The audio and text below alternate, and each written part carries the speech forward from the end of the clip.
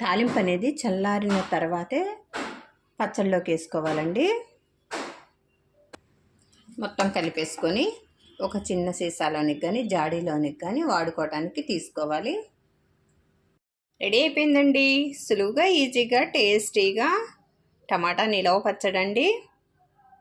ఇలా మనకు కావాల్సినప్పుడల్లా కొద్ది కొద్దిగా తీసుకొని తాలింపు పెట్టుకుంటే ఫ్రెష్గా చాలా టేస్ట్ ఉండిద్దండి. ఈ రుబ్బి తీసుకున్న పచ్చడిని గాజు సీసాలో కానీ జాడీలో కానీ భద్రపరచుకుంటే అండి సంవత్సరం రోజులు నిలవ ఉండిద్దండి.